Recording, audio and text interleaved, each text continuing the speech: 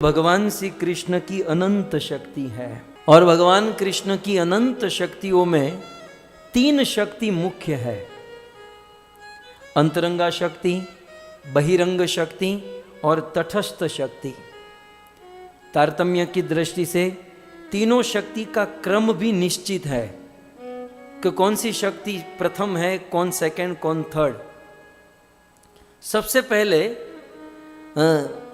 भगवान की बहिरंगा शक्ति जो है, जिसे हम माया कहते हैं, वो माया भगवान की तीसरी शक्ति है, थर्ड क्लास की, तीसरे नंबर में आती है। बहिरंगा शक्ति माया भगवान की तीसरी शक्ति है। और ये क्या करती है? माया शक्ति, बहिरंगा माया शक्ति क्या करती है? जीव को वस्तु और व्यक्ति में मोह पैदा करती है। बहिरंगा शक्ति माया जीव को वस्तु और व्यक्ति में मोह पैदा करती है। और क्या करती है? अपने सत्व, रजस, तमस, ये तीन गुणों से भौतिक जगत का निर्माण करती है और फिर इस भौतिक जगत में लोगों को बांध कर रखती है। बहिरंगा शक्ति माया। यह हुआ एक।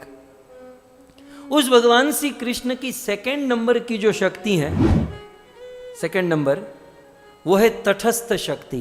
ये तटस्थ शक्ति कौन है? ये तटस्थ शक्ति हम लोग हैं। हम भी कृष्ण की शक्ति ही तो है। जैसे राधा रानी कृष्ण की पूर्ण शक्ति है, वैसे हम ये जितने भी जीव हैं, ये सारे जीव मात्र भगवान श्री कृष्ण की तटस्थ शक्ति है। अच्छा, हम जीवात्माओं को कृष्ण की तटस्थ शक्ति क्यों कहा गया? इसके दो कारण हैं। एक, क्योंकि हम जीवात्माओं की उत्पत्ति तट पर हुई है। तट पर माने न आध्यात्मिक जगत में न भौतिक जगत में। अध्यात्म जगत और भौतिक जगत के सेंटर में, मतलब बिल्कुल बीच में। तो तट पर इस जीव की उत्पत्ति हुई, इसलिए इस जीव को तटस्थ शक्ति कहते हैं। और दूसरा महत्वपूर्ण पॉइंट, जहां पर भगवान तटस्थ होकर रहते हैं, हम सबके हृदय में परमात्मा है, लेकिन हमारे हृदय में परमात्मा कैसे रहते हैं? तटस्थ होकर। माने हमारे हृदय में परमात्मा है, लेकिन वो तटस्थ है, हमें पूर्ण स्वतंत्रता दे चुके हैं।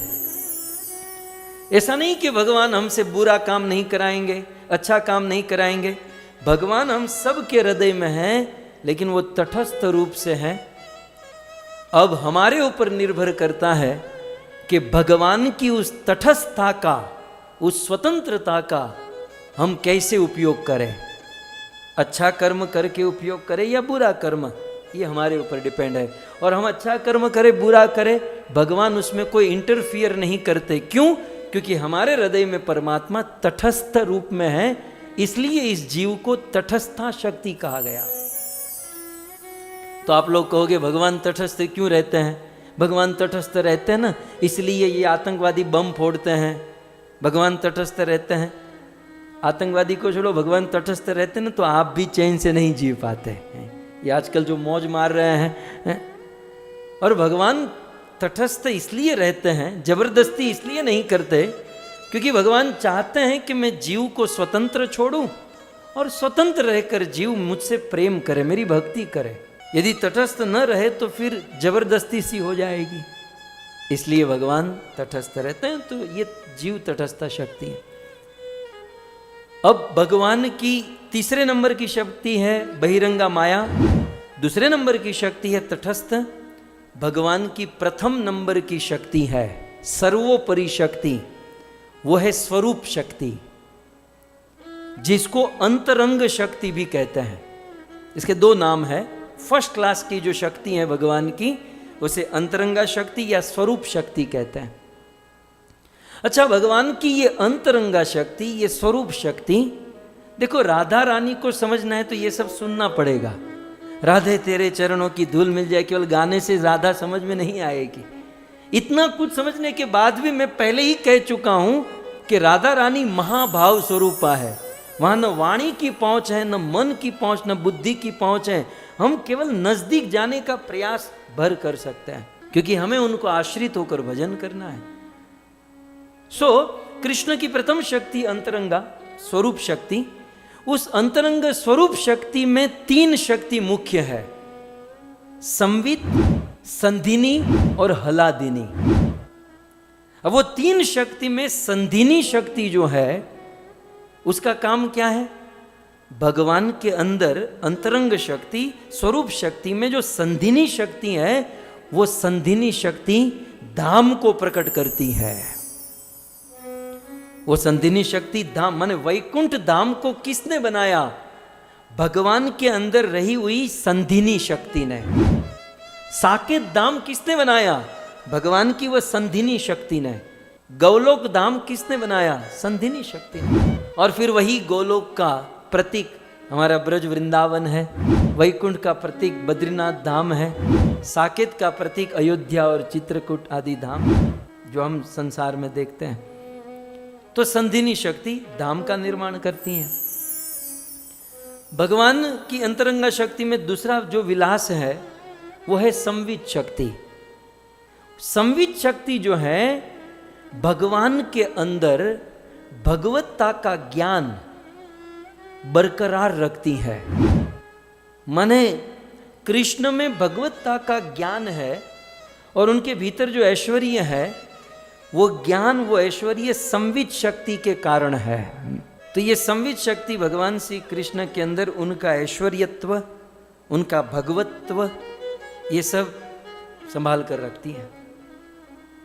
और अब जिस पर हमें चर्चा करनी है, फर्स्ट क्लास की शक्ति है अंतरंगा स्वरूप शक्ति, और उसमें प्रथम शक्ति है हलादिनी शक्ति।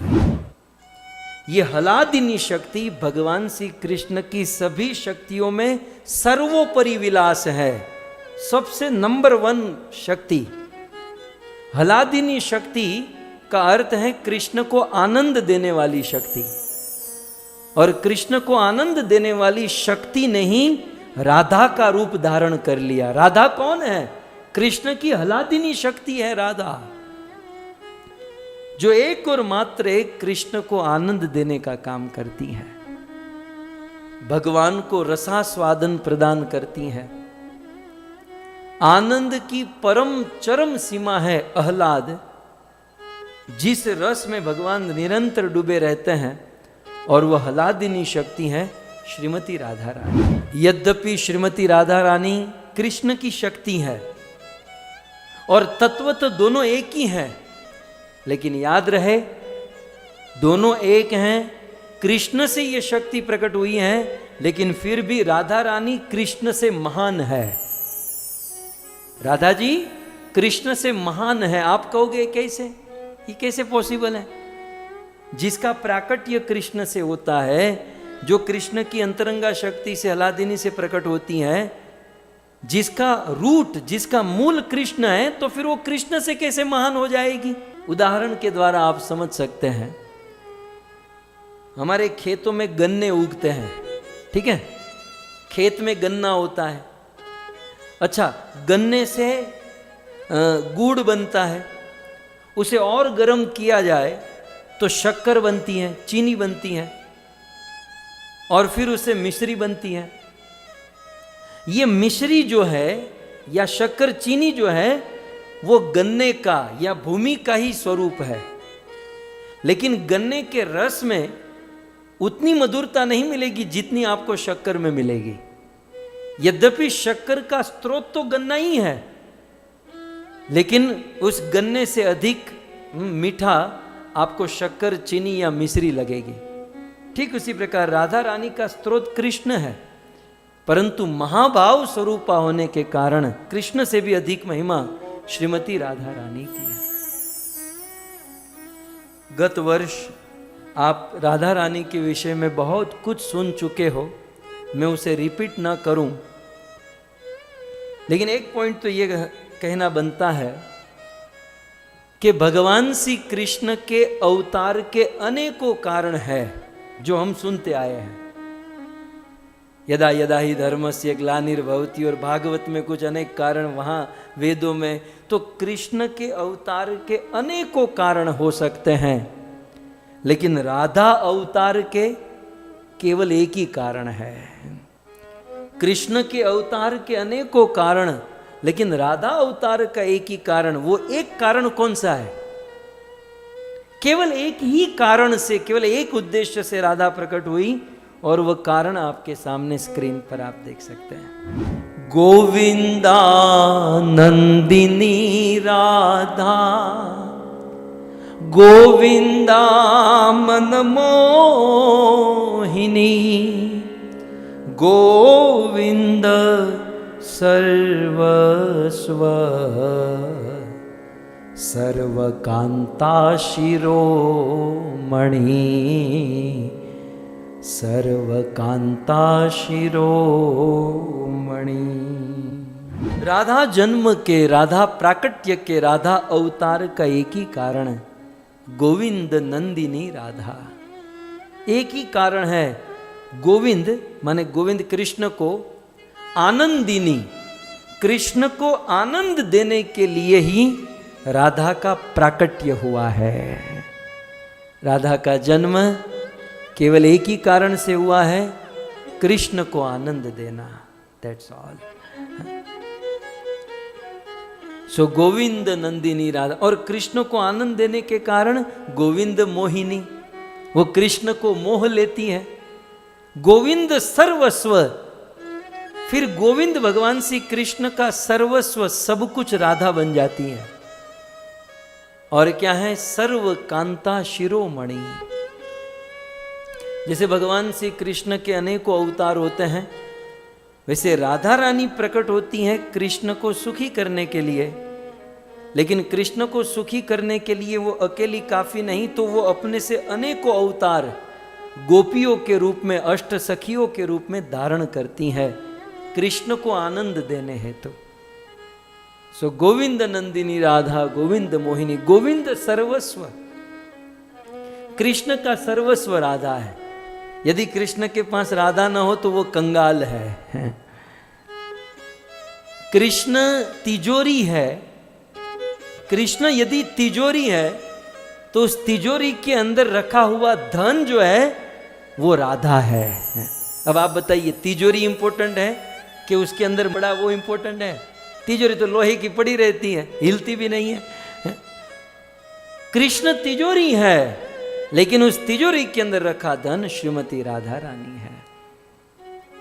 और इसीलिए तो कहा गया, हमारो धन राधा, श्री राधा, श्री राधा। श्याम धन राधा, राधा राधा, राधा राधा। कृष्ण धन राधा, राधा राधा, राधा राधा। हमारो धन राधा, श्री राधा, श्री राधा। सो कृष्ण का धन राधा है, हमारा धन कृष्ण है, तो धन का भी धन, महाधन श्रीमती राधा रानी है। मैं पुनः पुनः आपको कहूं, राधा रानी महाभाव स्वरूपा है।